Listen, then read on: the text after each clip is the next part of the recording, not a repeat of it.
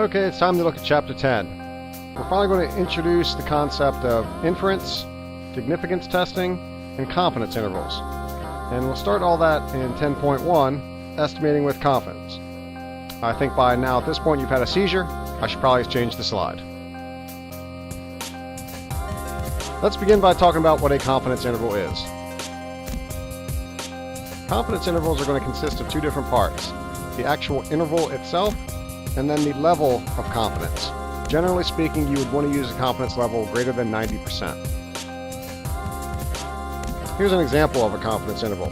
It's going to be a statement, something similar to this. I'm 90% confident that the soccer team will score between 10 and 18 goals this year. 10 and 18 is the range for the interval in part 1 when I say number to number, and the 90% is the degree at which I'm confident in the statement that I'm about to make. You want to have a high degree of confidence in your statement, but as the confidence level goes up, the range is going to get a little bit wider. And there's a trade-off. You don't want to have an extremely high degree of confidence, yet a range that is so large that the statement really doesn't mean anything. For instance, I could say 99% confident that I can run the mile between 5 and 20 minutes. Well, I'm really confident in that statement, but at the same time I'm giving you a range of 5 to 20 minutes that, yeah, pretty much anyone can do that. So you got to try to balance the two of them. Confidence intervals always come in the same format, regardless of the chapter that we'll be in from here on out for the rest of the year. It's always estimate plus or minus your margin of error. Your estimate can take on different forms. It can be means, it can be percentages, it can be proportions. And to calculate your margin of error, well, that depends on how the information is given to you. An example of that is the following. We're estimating that the average weight of a male basketball player is 175 pounds, and I believe that I'm within 5 pounds of the true weight. So my estimate is 175, plus or minus the 5 pounds that I think I'm off by. And that's going to yield the following interval. I would say I'm 95% confident that male basketball players are going to have weights that are between 170 to 180 pounds.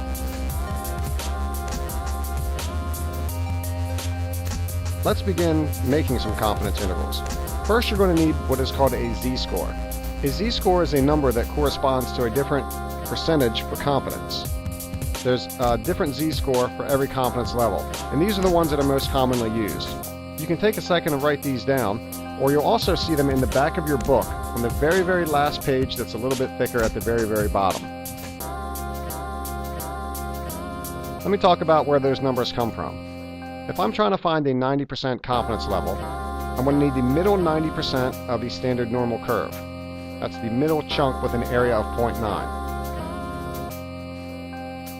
So if I'm taking the middle 90%, that's going to give me a 5% total of the tails on each side. And that's because 90 plus 5 on the left, 5 on the right, a grand total of 100%. And now you're going to find the z-score that corresponds to those points. A 90% interval with the 90% chunk in the middle is going to correspond to a z-score with an area to the left of 0.95. The 5% tail plus the 90, and the z-score that corresponds to that is 1.645. That's called a critical value, and that's z star.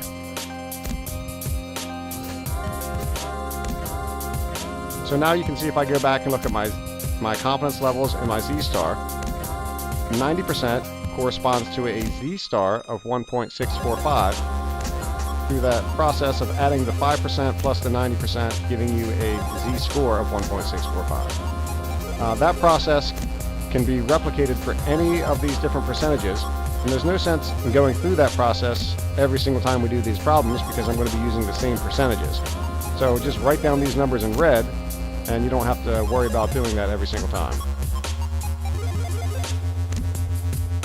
So in a nutshell, here's everything that we did. The central area, C equals 90%. The total area is going to be 1 minus 90 on the sides, 0.1. Divide that by 2, 0.05 on each side. Add that to the 90 to get 95. Get the z-score that corresponds to 95. That's taking too long. This is getting old. Just use z-star from the back of the book. That's corresponding to the area to the left. And there's only so many different variations, like I said, so we can, don't spend your time memorizing that, just use the chart. I said previously that confidence intervals are always in the same format, estimate plus or minus your margin of error. For this section, here's how we're going to find both of those. Here's the formula. In this case, x bar will be our estimate because I'm going to be given estimates in terms of means. And my margin of error is then going to be the z star value that you found, and then you're going to multiply that by the standard deviation of the sample, sigma over root n. So your margin of error is everything after the plus or minus.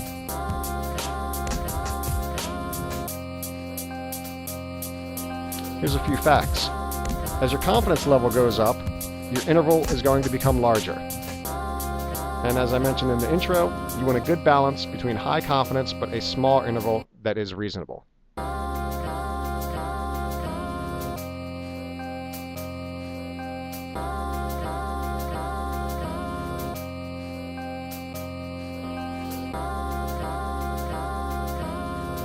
Here's an example of something with good confidence, but an interval that's way too large. I mentioned this earlier, and I've exaggerated the interval out to 6 to 40. Great degree of confidence. I'm really confident in the statement that I'm about to make, but the interval is so large that it's really a meaningless statement.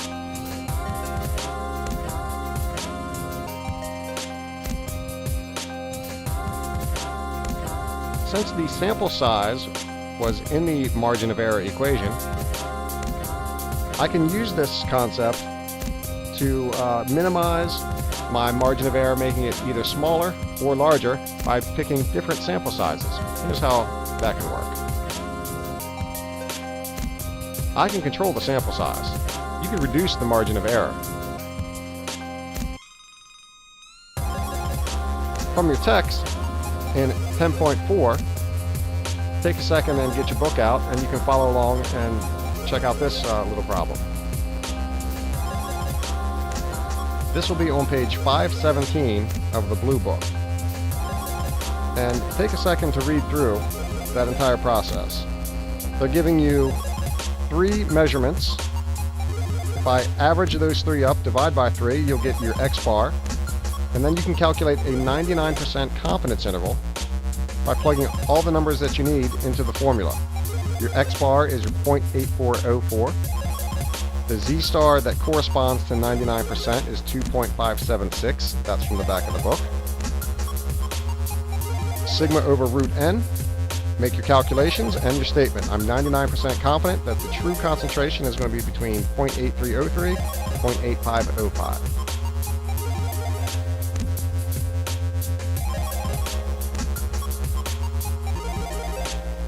Currently, the margin of error is 0.0101.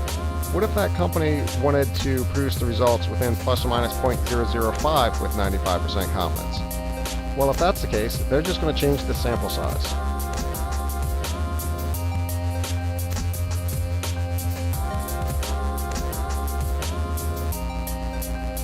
So here's how that's going to work out.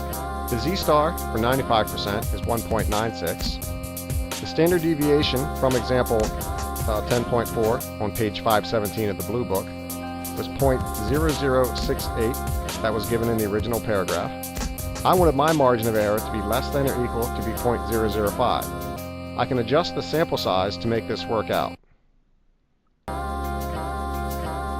The formula for margin of error, z star, multiplied by the standard deviation over the square root of n, is what I want to be less than or equal to 0.005. So let's begin by plugging in some of the things I know. I know what z star is, 1.96. I know the standard deviation, 0.0068. I do not know what n is, so I'm going to skip a few steps. I'm going to put 0.005 over 1, cross multiply, where I get the variable on the right. So now calculate 1.96 multiplied by the standard deviation, divide that by the margin of error. Get the square root of n. It's got to be greater than or equal to 2.6656. Again, there's some algebra taking place here. You can work out the steps in between if you're getting lost in the steps. I want to find the sample size yielding this margin of error. That's the square root of the sample size. We'll simply just square both sides. 2.66 squared is 7.1. You can't take 0.1 of a sample, so I'm going to raise that up to 8. And that's going to make my margin of error at least less than 0.005. Now that process would be the same regardless of any of these numbers. So for a formula, if you want one, for a fixed margin of error, you just set the margin of error less than or equal to your desired margin of error.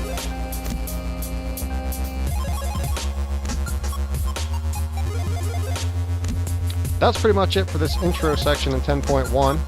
Just the idea of what a confidence interval is. You have a percentage, an interval itself, put all that together to make a statement, and you can make a desired margin of error. And hopefully that all made sense. If not, feel free to watch that over and over, and we'll be talking about this in class from here until your AP exam. See ya.